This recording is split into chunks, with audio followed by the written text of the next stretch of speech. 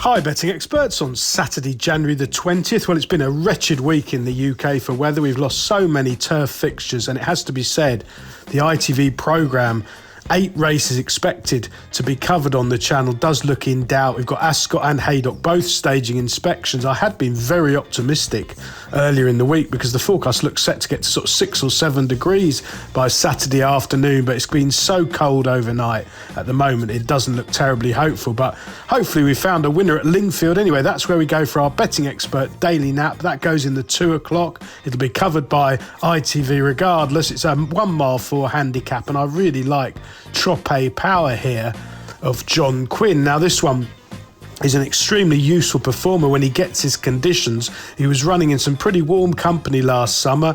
He was off since July. He returned at Newcastle with a very quiet run at the start of January, having drifted in the market. He was dropped out initially there, never a factor, but I think he's been eased a pound or two since then. Very significant that Quinn's come down here for this valuable prize, and the booking of Jason Hart certainly increases confidence. The remaining scheduled races on ITV on Saturday, they are at Ascot and Haydock. I'll spin through them quickly on the off chance that maybe one or both of them gets the go-ahead. Our value angle selection was going to run in the 3 o'clock at Ascot. It's a handicap hurdle over 2 mile 3. I really like Tunar Warrior. He nearly did us all a real turn at the last Ascot meeting here, just touched off over an extended 2 miles. He's up to 2 mile 3. That'll suit him. He's trained by a really good trainer, Stuart Edmonds. Ground conditions drying out before they put the frost covers down. I think they'll suit him. He should go a proper gallop in a pretty big field. The remaining 6 races scheduled on ITV, do them in time order. Ascot 150, a grade 2 mares hurdle. Coquelico's a really tough and likeable, brilliant advert for Anthony Honeymall. Very versatile, keeps finding for pressure, likely to get a positive ride and might be able to run the finish out of perhaps some speedier rivals.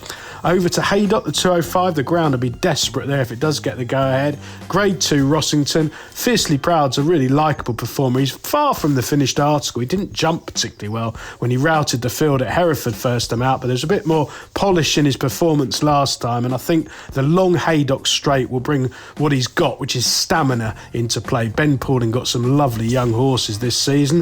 The 225 at Ascot, handicap chase 2 mile 5. Well, Triple Trade did us a big turn last time in winning from an impossible position. He got left with an awful lot to do, I thought, and he's value for a lot more than the bare margin. That was over 2 mile 3. He's up a couple of furlongs here. The better ground will suit him. I think there's plenty more to come from him, and he's a big price, around 7 or 8 to 1 in the early lists.